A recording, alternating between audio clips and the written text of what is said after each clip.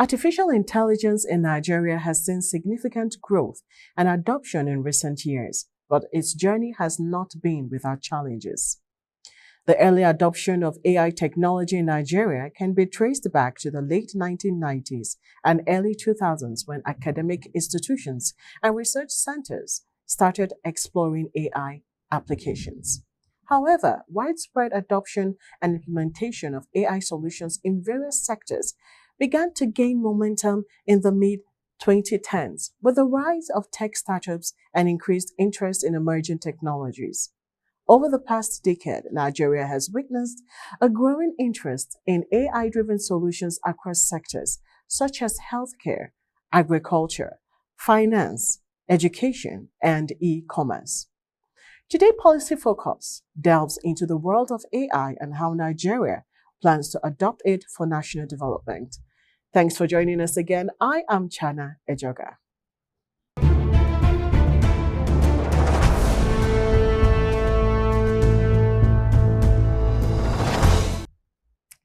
Let's find out what's happening in the news. Up next is News Update. Stay with us.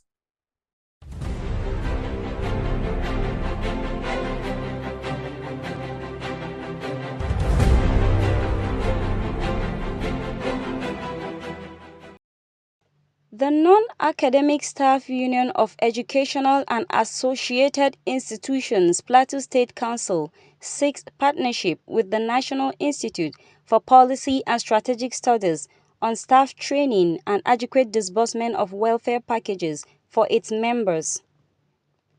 This was stated during a courtesy call on the Director General, NIPSS, Professor Ayo Omotayo at Kuru.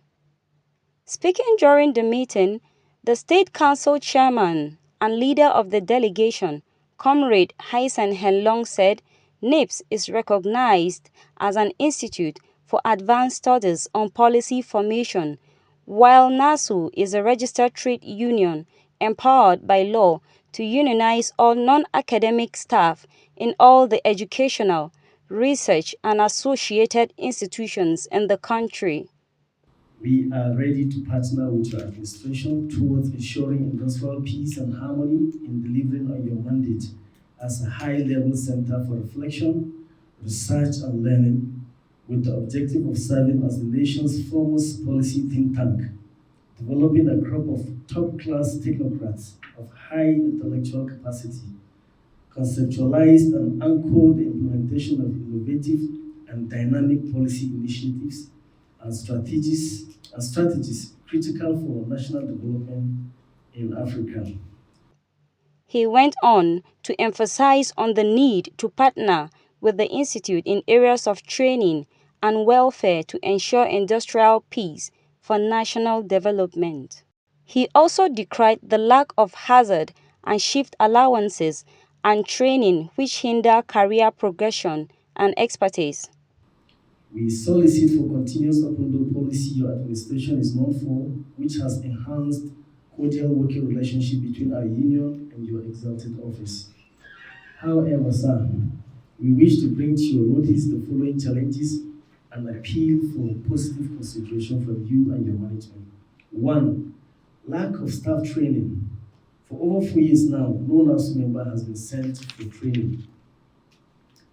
2. Hazard allowance has not been paid for over a year now. 3. Lack of payment of shift allowance for members that run overtime and shift duty. 4. Lack of window for career progression. There are positions that can be filled from within, but management often contract people from outside to fill in the vacancies, thereby hindering career progression and export. For example, offices like Office of Human Resource can comfortably be occupied by qualified officers in the ranks of assistant directors or chief admin officers, and such other offices yet they were not given the opportunity. In conclusion, sir, we pray God Almighty to give you good health, sound mind, and wisdom to excel in your duties to lift the National Institute for Policy and Strategic Studies crew to greater heights. Amen. The DG, in his response, expressed readiness to partner and identify with the aspirations of NASU because the welfare of Nigerians is key in governance, be it socialism, capitalism, or communism. He called for the setting up of a brainstorming session in order to unravel the reasons for strike actions and profile lasting solutions. He also added that lack of payment of welfare and staff training brings a halt to career progression and personal growth. A union seeks after the welfare of its membership. I will always emphasize that your duty is to seek after the welfare of your members. The Nigeria, and we know we have to evolve with time. The Nigeria we have today is not operating on any level of ideology. In the days when we were young, unionists were basically capitalists, basically socialists or communists. Today, we have a labor union that established a labor party that is run by total capitalists. So I will not deceive myself to say that there are true socialists amongst us anymore. I grew up being a communist. I changed to become a socialist. Today I can tell that I'm a capitalist. Whichever way you want to play the game. If you want me to be a socialist, I will play it. If you want me to play the role of a capitalist, I'll play it. But one thing I know is that the welfare of the people of Nigeria is important. For me, which one provides, Professor Boyade once asked us when we were in school, he said, which one provides for the best? Which of the two ideologies provides best for the workers? Is it socialism or capitalism? He said, whichever one that we think gives everybody the best opportunity is what we should pursue. But I don't want to lecture us. We know that socialism has its own drawbacks. Vaku Ambi, reporting for NIPSS Policy TV.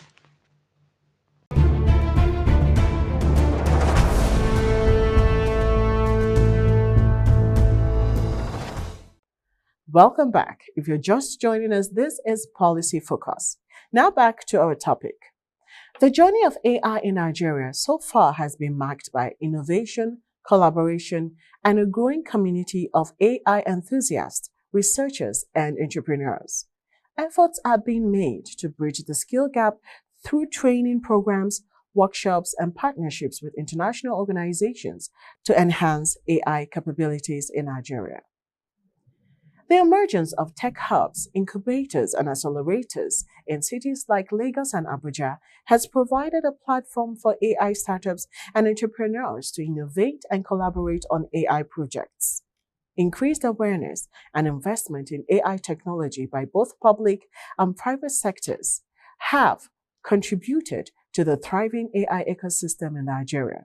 However, despite the positive strides, Nigeria still faces challenges in the adoption of AI, such as limited access to quality data for AI training, and such a shortage of AI talent and expertise, regulatory barriers, and infrastructure limitations in some regions.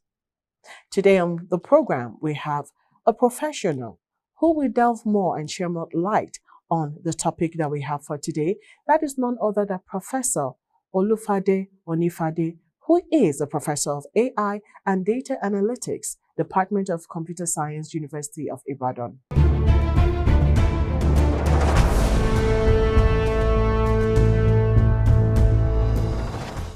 Keep watching. Keep watching NIPSS Policy TV.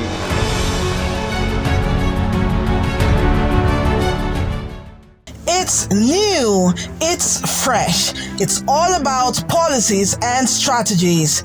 Watch out for NIPSS Policy TV programs on NTA News 24. Tune in on Mondays, Tuesdays, Fridays, and Saturdays, 11 a.m. to 12 p.m. on DSTV Channel 419, GoTV Channel 26, Star Times Channels 101 and 433, and Free TV Channel 703. Miss this and miss out on policies that will affect you and our country. Join us.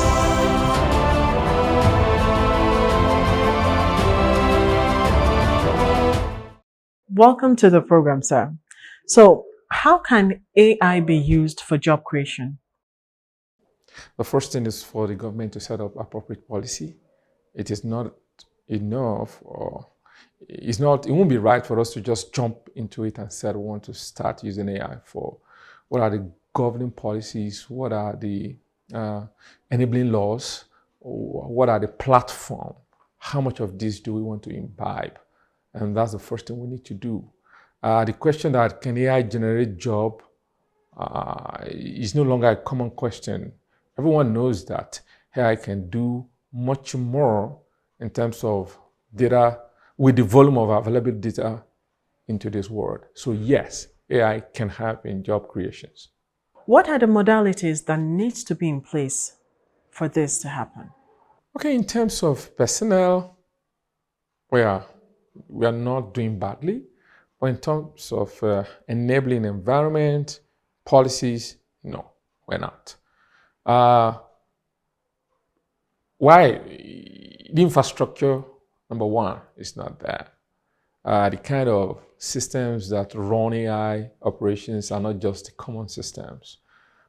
We talk of the HPC servers, clusters, data center, huge volume of data, and on and on. Nigeria has data, but they are not appropriately collated, coordinated, or stored. I'll give an example. Not less than 3 to 4 places do we temprint. You do that if you want to do your driver's license. You do that if you want to pick a new passport. You do that in the bank. You do that for voter registration. And at the end of the day, what happened to it? Why is it possible that somebody just do something and go scot-free, yet he has a telephone, he has a passport, and we can't trace them?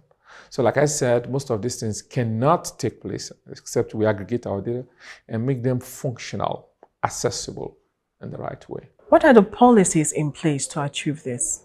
So we have adequate policies yet in place. And I think that's one of the reasons why this particular course or the module they're working on in NIPSS is very, very timely and important. The policy will guide who does what, where, when, and how. Who will be an active player? What will be the nature of the field of play? How long, and who will be the moderators? Because essentially, when any of this is lacking, then it's going to be lopsided. And we're not likely going to have as much as full operation if all these things are not set in place. So it is important to make sure that we take concerted effort to make sure that, okay, this is what we want to do. These are the guidelines. These are the enabling laws. These are the players. These are the regulators. That's the best way to go. So, how would you rate Nigeria's awareness on AI, and how prepared are we? Okay, in terms of awareness, I will say like 60%, I said 60% awareness, not necessarily adoption or readiness to use. A lot of people take photographs and then know there's an autofocus as an AI thing. A lot of people, one way or the other, use OK Google, Siri on their phone. Those are AI enabled. So one way or the other, we are already into it. However, for us to be a practitioner, we cannot continue to remain at the level of a user. We should be able to domesticate some of these things to do what we want for our local setting and bring it down to our need, not necessarily a generic thing for everybody to use. There's a general belief that AI is for Gen Zs. How can the older generations be carried along? Well, again, I beg to differ. Maybe they are more apt in imbibing it. Maybe they have the zeal in wanting to learn. But everybody, as we move on and as things are changing, will at one point or the other need to use it. Take, for instance, you have a bank account with a bank that has an AI-enabled environment. It gives you like an analytics of what your spending is and reports it to you. That's AI for you. It tells you at this rate, your pension will not last 25 years. That's AI for you. So it will work for everybody, but in different level and for different purposes. So we cannot, yes, the Gen Z, we have the right zeal. They have the right zeal. They are more outgoing, but not necessarily that they are the one that will ultimately and most importantly use it at the end of the day. Everyone, when we really imbibe it, will benefit from it. Take, for instance, the country like Estonia is called like e-country. Everything you do is on your phone. Your passport is on your phone. You get to your room, you want to on the light, your phone. You get to your door, you want to unlock your door, your phone. You want to enter a bus or you want to call a taxi, your phone. So it's no longer about the age. It's about what you want AI to offer, the services. And that is what determines who and who will be taking it. Unemployment is a huge challenge in the country. But some are of the belief that with the coming in of AI, it will lead to the loss of jobs. What's your take on that? There's no doubt about it. Every new technology comes with job losses if you refuse to upskill. A typical example of this is this. Way back in the 80s, we know about people using typewriters. And then we moved to electronic typewriters. And then we have word processors. But these days, almost everybody types his or her letters digitally. So if you are still a typewriter secretary in this age, then you should be sure there's no job for you. So AI will come with its challenges, but it will create a lot of other jobs. Think of digital marketing. You can think of digital ride. Think of digital podcast. Think of all those things. They were not there some 10, 15 years back, right? So maybe if you check online, the number of radio stations that are online these days are huge in the country. These were not there some 10, 15 years back. The number of online TVs that are available these days, some were not there some 10, 15 years back. So sure, some things will go, but a lot will reappear too. So, sir, can you tell us what are the possible challenges or disadvantages that could come up in adopting AI for job creation? There's going to be what we call technology shock. Just imagine one of these days when you get to a taxi and you are being driven by a robot. So there'll be technology shock. Like we said the other time, some people naturally will lose their job if they refuse to upskill. Two, it will lead to a way that we have to redefine the way we do some things. People will come to a stage to learn to live with machine and not only human being. Like Alexa lives in your house and you're like, Alexa, where's my phone? All right? So those are possible things that will come as challenges. But like I said, most of these things are just a matter of time. There was a time when there was no mobile telephone, but everybody gets used to it. So, with the coming of AI, do you think it will affect creativity and originality? No doubt about it, yes. A typical example is the ChatGPT. Now in academia, we found out that students are becoming lazy. They don't want to think through. They just want to push it across to AI to generate for them. So one way, even in graphics, these days, there are software that if you describe what you want, they can create the right graphics for you. But here is it. I tell my students, start with AI, hard your person into it, and that becomes something that you can hone. So sure, for the lazy one, it might reduce rigor of creativity. That's what I want to believe. I mean, people don't want to go through the stress of having to do this again. But again, it could make delivery faster for those who are smart in the use of AI for whatever they do. So, what do you see in the future of Nigeria as we align with AI? Well, in all fairness, I'm still bothered because we don't seem ready. I've not seen the precursors. I've not seen the right foundation for us to build upon. But like we also want to assert, we really don't have to start where the developed countries are currently. We could look at what we have, what are our challenges, and start right there. So if we have the right will, sincerely speaking, it's not too late to start. And we can actually grow at our pace to make AI work for us. Like one of my friends' lab, making AI work for you. That's their slogan. So that's the most important thing. Moving beyond what necessarily obtains, but more importantly, what works for you. And lastly, sir, what would be your suggestion or recommendations to government regards this? Yeah, the government has a larger role here. Number one, infrastructure is not there. Give an example, light. For me, government is getting it wrong in many places. Like, we should not start aiming at 24 hours light. Let's start even if it is regular 5 hours light. People will plan their life. That's the truth.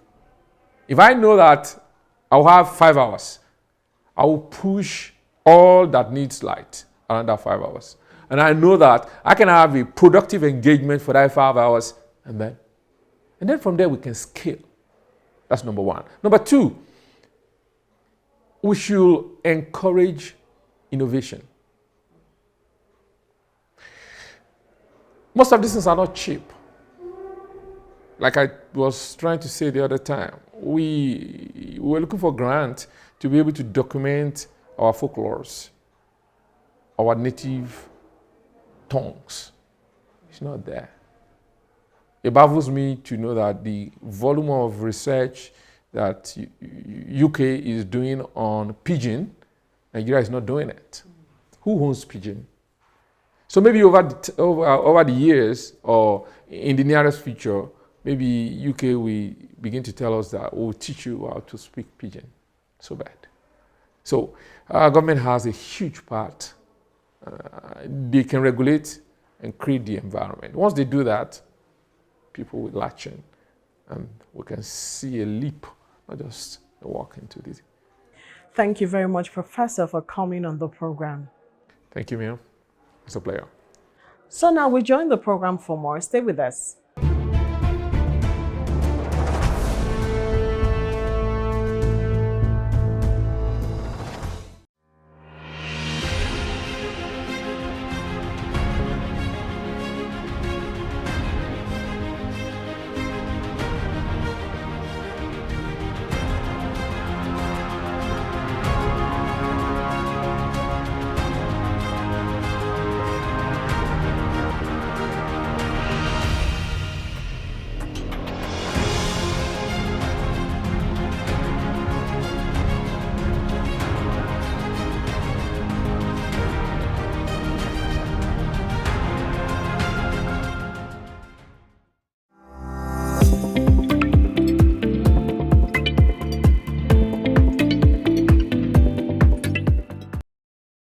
Federal Character Commission urges the National Institute for Policy and Strategic Studies to ensure proper compliance with the Commission's Code of Conduct in its activities.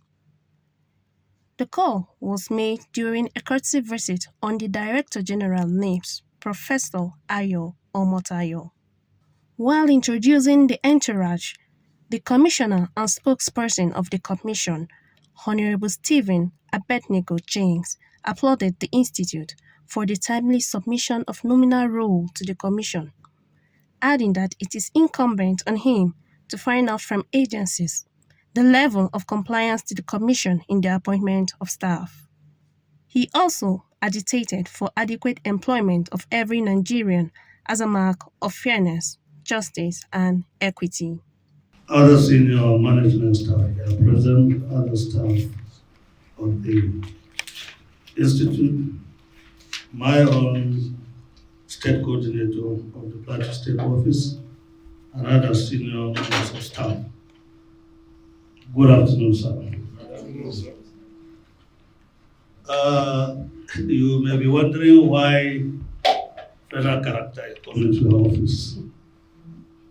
I was appointed 3 years ago, and I have not come here. I came here once when the late DG was here. I want to congratulate you, first of all, for the appointment by the president to this position. I know that the Institute joins us a lot of policymakers every year, and I believe he didn't make a mistake for appointing me. You are sincerely welcome to Plateau State because that's where I belong, and I hope your stay is going to be a memorable one. Like we said in our letter to you, sir, I, as a representative of Plateau State, it is incumbent on me to find out from federal institutions and, of course, the agencies in my state what the level of compliance is with the federal character principle. We are around to collaborate with you so that we'll see how you have complied with the federal character principle in the appointment, employment of your staff, more so of the junior cadre. Incidentally, in Federal Character Commission, we operate in committees. And by sheer providence, NIPSS happened to be in a committee where I chair. And so I'm in the right place. I would have come all the same if it were not for this. I know I would have come for one thing or the other. Let me thank NIPSS for complying with our directive when it comes to giving out nominal roles. I think you are up to date. It is one of the federal agencies that is up to date in the submission of the nominal roles of their staff. And we want to congratulate you for that. So many of them have defaulted. We have had cause to warn some of them about what they are doing. Of course, sir, I don't need to be preaching to you what Federal Character Commission is all about, because I'm in an academic environment, and therefore I believe you people know what we are doing. Equity, justice, in employment, in appointment, and so forth and so on. We want to see how you have complied with the Federal Character Principle, particularly when it comes to junior staff employment in the state. We have a statistics that you people have given us in the past. I think the last one is 2003. And with your kind permission, sir, let me quickly go through by way of summary. Yes. Okay. 2023. 2023. By way of summary, on our nominal rate, we have 82 junior staff. 82? 82. How about you submitted to us? Of these 82, 30 are from outside Plateau State. 52 are within Plateau State. What we call indigenous. Of these 52, the local government that have no single staff from this state, 1, 2, 3, 4, 5, 6, no single junior staff, none.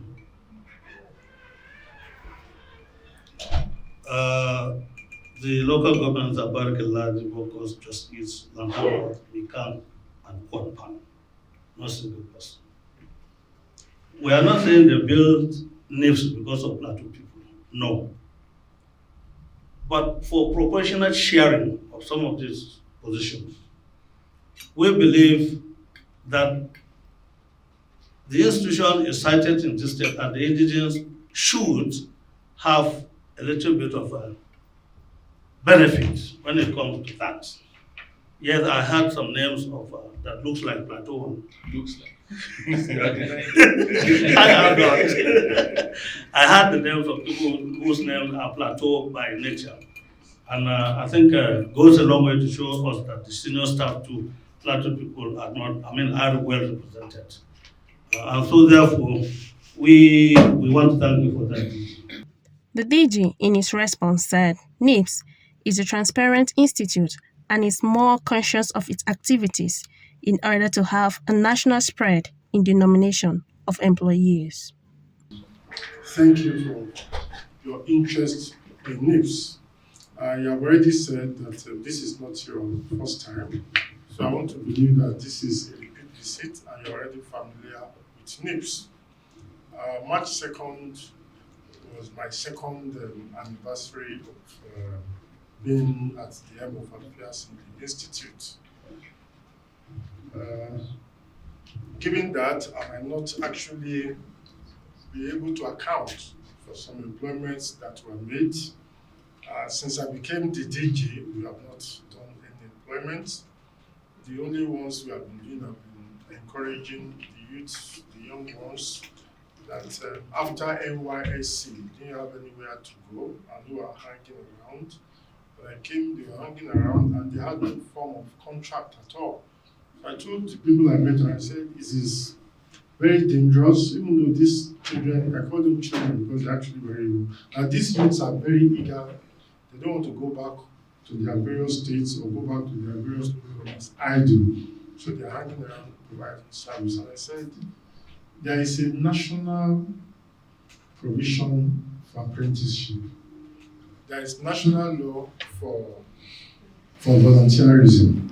So we can formalize their status as volunteers. And what we did was to say whoever they find useful, regardless of what states they came from and that had offered services, we should end. Some had stayed for 2 years, ending no pay and offering services. And I just looked at it. If I had a child working for free, how would I feel? So we formalized their stay, and we gave them what we thought we call living wage. Federal government pays 30,000 as minimum wage. We pay 55,000. What we did was to say, if somebody wasn't living within the institute, how much will it cost the person to get to hang with him and come back? Once we knew what those figures were, we said, let's set this so that they can earn decent living. That is the kind of thing that I did when I became DG. But to be candid, I didn't look at where they came from. And sometimes I have to also apologize because from where I came from, I came from the university. And I'm also into the private sector. If you want things done and you are looking for specific people based on ethnic or religious backgrounds, you will not go far. I have 13 workers in my oil palm farm. 11 out of the 13, 4 are from Plateau, and the remaining are from Benue State. So in my farm, of the 13, one is an Igbo man, another is a Yoruba man, the rest are from the North Central states. As long as they were getting the job done, I didn't look for federal character. So coming to this state, I just found that, okay, this is a federal institution. It's not somebody's personal business. So we have to play by the rule. And I'm happy that you have mentioned it yourself, that 60% of our junior staff are from Plateau State. But SARS, it is not even an achievement, because the job of a low-level staff will certainly come from the geographical zone where the institute is placed. I can't imagine somebody living in Enugu to come and work here in parks and gardens. There would have been so many parks and gardens along the way that would have stopped the person. And somebody living in Ogun State to come and work here. Those people, I'm sure the remaining 30% are either from Benue or from Nasarawa or from Adamawa or some states around us. So that for us is not an achievement, because it's just normal that we will draw most of them from this particular area. What we should be looking at is, for me, is at some middle level, if states are well represented. Now, for us in NIPSS, if someone is from Plateau, we say it's from Plateau, there is no way, even by name, you recognize, for me, what part of the state the person is from. We need the kind of information you are giving us to enable us work on ensuring that all local government areas are represented. But by the law, we are looking for state representation and not local government representation. So, Mr. Chairman, permit us, if we have not been paying attention to local government representation, where we can do that, we will begin to do so. But for us, we basically look at our states represented. And personally, I'm satisfied that 60% of our workforce at that junior level is sourced from Plateau State, which means that our people are benefiting from the fact that the state is situated here. An FCC dictionary was presented to the DG as a guide to the Commission's rules and regulations. Maria Timothy.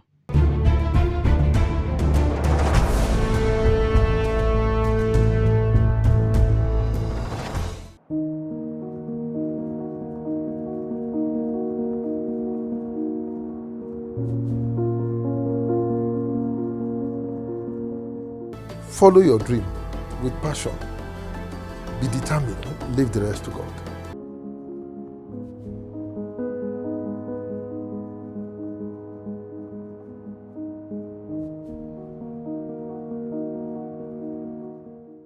Hello and thanks for joining us. This is Alumni Chat. I have a guest today, and this is none other than Barrister Chile Okoroma, SAN MNI. So it's good to have you on the program. Welcome. Thank you very much for having me. I'm grateful. Okay. So I would like to ask, what brought about you coming to the National Institute? Coming to the National Institute, first of all, I was nominated by my agency to come to the National Institute, but that was not my first time. That was my first time in the main course, the senior executive course. But I had attended the PSLC course in 2008. That was just for 1 month. So, but this time around, in 2020, I was nominated by my agency to come to NIPSS. Since I was nominated, I didn't have an option than to come. Left to me, I would have preferred. When I was nominated, it was with mixed feelings, because I felt I needed to be in my office, going to court, doing what I know how to do. But when I was now sent to NIPSS for a whole 1 year, I won't be going to court, I won't be arguing or preparing my matters or working in the office and doing all those things. I was just going to go as a participant. I just had to accept it because I didn't have an option. But coming there, I thank God I did. Let me just for that say I thank God I did. So that leads me to the next question, which is, what was your experience while you were a participant? Various experiences. The experiences very profound, very exciting. First of all, this is a place, it's a melting pot from people from different sectors. Yes, people, the public and the private sector, people from the military, police from the private sector, coming from the federal government institutions, state government institutions. So it was really a place where people interacted. And that would help to widen my horizon and it gave me a better understanding of a lot of things. And in fact, it made me to have more respect for our military men. You know, my take before, what I was thinking was that all that the soldiers do, all they do is soldiery. But coming to NIPSS, I said, so we just have people, military men, who are so academic minded, so scholarly, very brilliant. They were looking at just how they analyze policies, how they discuss, and it was quite, you know, it just helped me a lot to have more respect for the people from the military, unlike how it used to be before, and quite a lot of people. So I've had a lot of experiences. You know, I can go to highlight quite a lot of them. First, another thing is that I learned a lot on issue of policies, what policies are, how policies are implemented, what happens to policies, the monitoring and everything. Some of them studying them, some of them that didn't work, why they didn't work, strategy, leadership. I know I learned a lot on all this. You know, the institutional framework, legal framework, policy framework. I understood. I came to learn so much about all this, and also the cross-fertilization of ideas from people coming from different backgrounds. You know, gave me better understanding, better perspective of several things. You know, it also instilled more discipline in me. You know, it's regimented. Yeah. So you just coming from a place where you are the boss. Here you are just a participant. Whatever position you wear in your office, you just left them at the gate. You are just like just a student. I be ordered about, learning how to go to class, wake up early in the morning, and do the morning exercise. You know, the time we have to go for the breakfast, prepare to go for study group discussions, then go for the plenary, sit there for hours, listening to people. You know, so it made me to be more disciplined in my approach to things. And then again, also, you know, we lawyers generally, we are very verbose when we write things. Yes, we're very, very verbose because we want to capture everything. You know, one simple sentence. For instance, now they say that a lawyer, an ordinary man can say, I give you this orange. But a lawyer will say, I give you this orange together with all the interest, rights, title, appurtenances, associated to eat, or deal with any manner you may deem appropriate. I know God just like that. So you just get as a lawyer. But you see, NIPSS now, you have what they call economy of frugality of words. I remember we were told that a sentence should not be more than 23 words. So when you are just of writing, whatever you are writing, you are checking the sentences, you are cutting them, knowing how to start your paragraph, everything in line with the NIPSS style manual. Yeah. You know, like how it used to be before. And also, I remember what we were told. Say, look, when you are writing memos, any memo that you write, any memo that you write that will make your boss to start looking for dictionary, it's not a good memo. So thank you very much. Wow. It's so exciting to hear this. You were living or restating these experiences as if it was just yesterday. So Yes. how has this experience impacted on your person and your career, sir? You know, thank you very much. I have said that. First of all, my career, it has made me to be more focused and disciplined in whatever I'm pursuing in my career. When we came initially, it was quite very difficult, and we kept wondering, how are we going to get over this? I remember I had to ask our then one of our study directing staff, and I asked him, sir, I said, this thing, how did you people get through it? It's difficult, and this course. And he told me, he said, what course is your own? I said, our own is 42 2020. So he said, look, 41 people have passed through this and they succeeded. So if they succeeded, you also can succeed.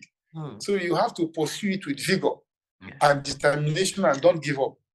So that helped me that whatever I am doing in my career, it's not even practicing law, it's not easy. At times you have to work round the clock, the way it was in NIPSS.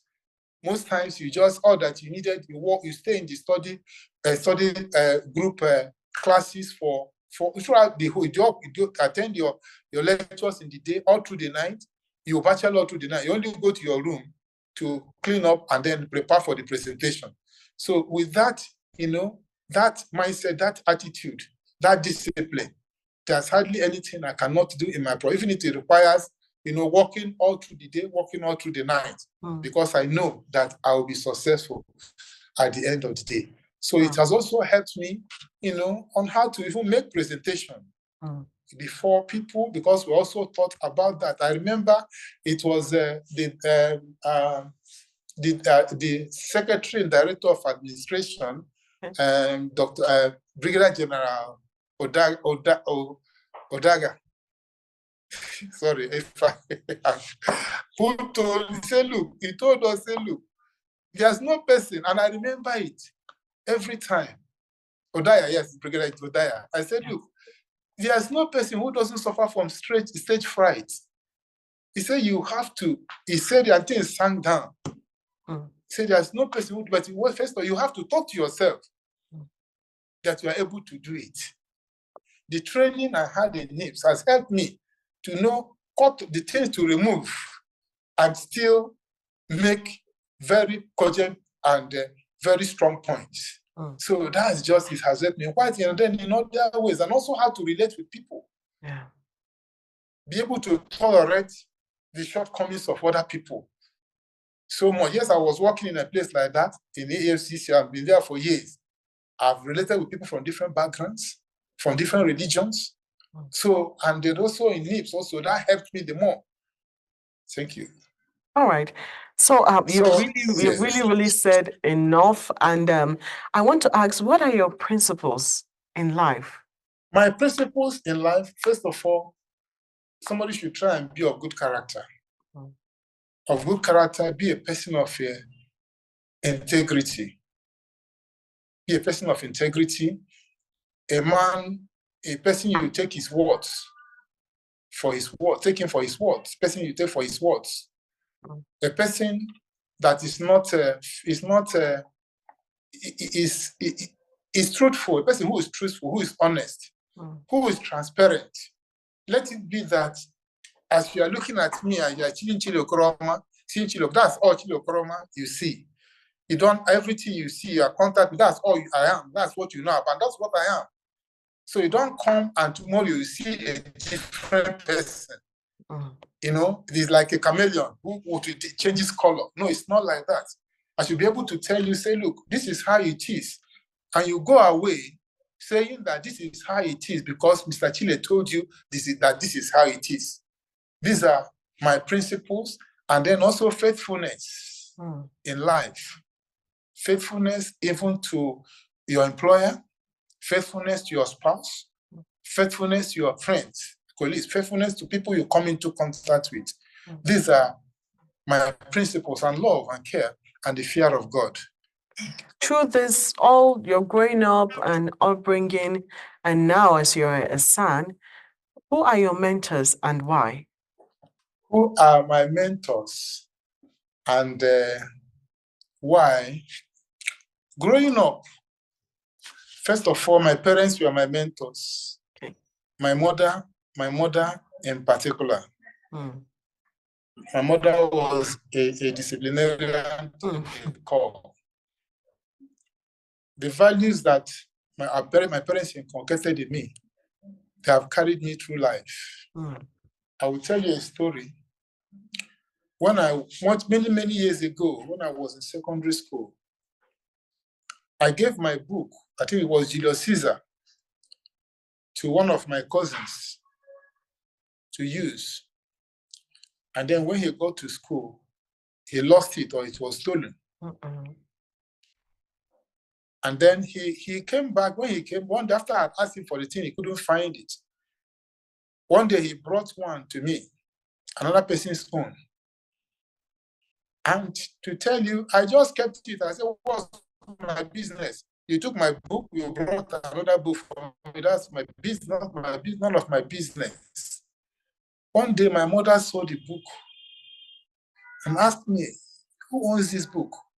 And I told her, because one thing my mother, one of the things my mother loved and respected me for was I always told her the truth. And I told her, I said, look, I didn't tell her, oh, somebody loaned it to me or whatever. I said, this was what happened. I gave this book to my cousin, he lost, and he brought this one, and I took it. My mother was furious. You say, you mean your cousin, you lost the book you gave to him and went and stole another person's own and brought and gave you and you kept it? You kept it? She was very angry. He ordered me to return the book for the boy to take back to school. You know, that's one of the values I had in life. One of the values I had in life. So, and that helped me all through life. And that's also what the values I'm trying to instill in my children. So my parents were my mentors. And then my uncle, my maternal uncle, who had to fund my university education because my parents could not afford that, who, when he heard that I was going to read law, Mr. Chief Sonny Okoye, he said, what? Say he was going to take responsibility. So he sponsored my education, my studies in the university as a lawyer, and also in the law school. So these are my mentors. Now coming out to the among lawyers, when I started practice in those after being called to the bar, in those days when we were in Imo State, then when I used to go to court, as Mike Ahamba, Chief Mike Ahamba, he was not a senior advocate then, but later he became a senior advocate. Very handsome man, very good, very eloquent speaker, and I used to like watching him in court. All right, Sam. Thank you. It's good to have this very, very insightful and interesting chat with you on your experience while you were here as a participant at the National Institute, sir. Thank you for your time. We hope that when next we need you, you avail us your time, sir. Thank you very much for having me. I'm very grateful. It's new, it's fresh, it's all about policies and strategies. Watch out for NIPSS Policy TV programs on NTA News 24. Tune in on Mondays, Tuesdays, Fridays, and Saturdays, 11 a.m. to 12 p.m. on DSTV Channel 419, GoTV Channel 26, Star Times Channels 101 and 433, and Free TV Channel 703. Miss this and miss out on policies that will affect you and our country. Join us.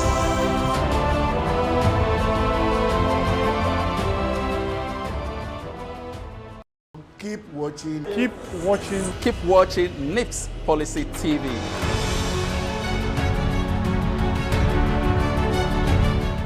The journey of AI in Nigeria has been characterized by progress, challenges, and opportunities.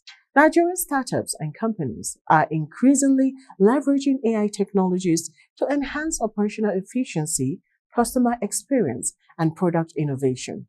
With the right support, strategic partnerships, and a focus on capacity building, Nigeria has the potential to become a significant player in the AI landscape, driving innovation and socio-economic development in the country. That will be all on Policy Focus today. I look forward to you joining us on our next episode.